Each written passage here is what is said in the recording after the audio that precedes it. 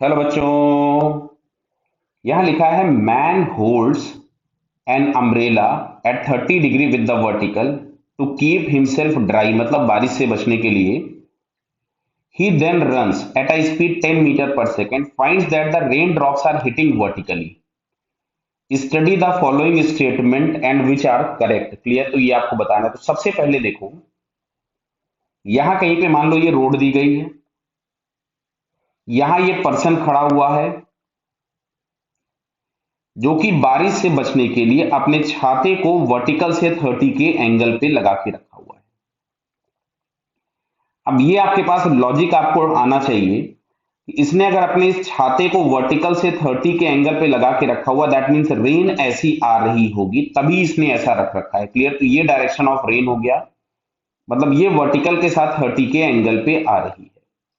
तो इसका vertical component हो गया वी आर कॉस 30, और यहां पे जो इसका कंपोनेंट आ जाएगा that is we are sign 30। क्या बात समझ में आ रही है आपको? अब बोला गया कि पर्सन ने अपना अम्ब्रेला वगैरह छोड़ दिया और ये भागने लगा 10 मीटर पर सेकेंड से।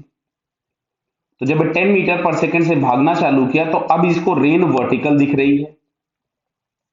रेन किस डायरेक्शन में दिख रही है? इसको वर्टिकल डायरेक्शन में दिखना चालू हो गई। क्या ये बात क्लियर हुई? देखो, यही हम लोगों के पास लिखा हुआ है कि 10 metre per second find the rain drops are hitting vertically. Clear है? तो अब देखो, यहां से अगर मैं एक्चुअल वेलोसिटी ऑफ रेन लिखूं वी आर, मान लीजिए मैं इसको वेक्टर फॉर्म से पहले आपको समझा देता हूं, हालांकि बहुत ज्यादा जरूरत है नहीं आपको। वी आर साइन 30, मतलब ये हो गया V R by two I cap, और वी आर कॉस 30 मतलब V R root 3 by two J cap.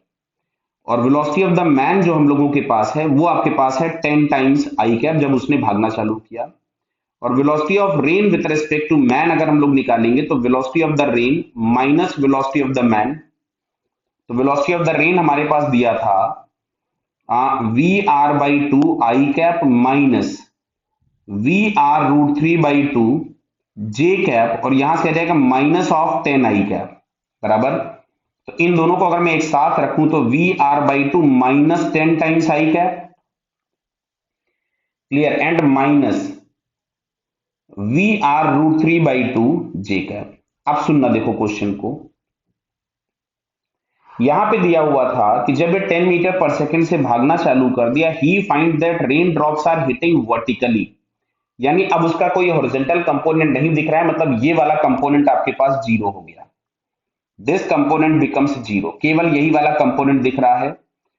तो वी आर बाई टू बराबर हमारे पास कितना मिलेगा? 10। तो we r is equals to आ गया 20 मीटर पर सेकेंड, मतलब जो रेन की एक्चुअल वेलोसिटी है that is 20 metre per second. Clear?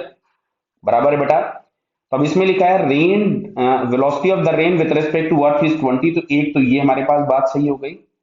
अच्छा, velocity of rain with respect to man, तो भागते हुए मैन को केवल ये दिख रहा है, भागते हुए मैन को केवल वर्टिकल कंपोनेंट दिख रहा है। तो velocity of the rain with respect to man अगर हम लोग बात करेंगे तो ये हम लोगों को मिलेगा V R root 3 by two. तो वी आर था 20 इंटू रूट 3 बाई टू, तो ये हमारे पास आ जाएगा 10 रूट 3 मीटर पर सेकेंड।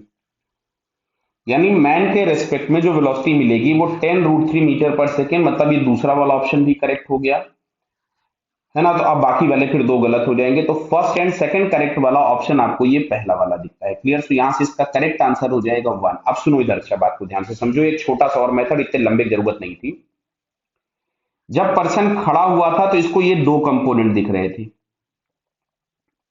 जब पर्सन ने भागना चालू किया तो ये हॉरिजॉन्टल वाला दिखना बंद हो गया। तो हॉरिजॉन्टल वाला दिखना बंद कब हो जाएगा? सुनो, जैसे एज्यूम करो एक ट्रेन सामने प्लेटफॉर्म से जा रही है, तुम प्लेटफॉर्म पे खड़े हो, तो ट्रेन में जो आदमी बैठा है वो तुमको जाता दिखेगा। अगर तुम ट्रेन के बराबर से ही चलना चालू कर दो तो वो तुमको आदमी रेस्ट पे दिखेगा, यानी जो भी इसका रेन का ये वाला कंपोनेंट था वो 10 मीटर पर सेकेंड के बराबर था। और रेन का ये कंपोनेंट कौन सा था? वी आर बाई टू था। तो वी आर बाई टू 10 के बराबर था, तो वी आर आपको सीधे यहां से 20 मिल जाता। तो इतने कैलकुलेशन करने की आपको जरूरत नहीं पड़ेगी अगर आप बेसिक लॉजिक यूज करोगे। क्लियर बेटा? तो फिर इसका आंसर फर्स्ट करेक्ट है। All the best.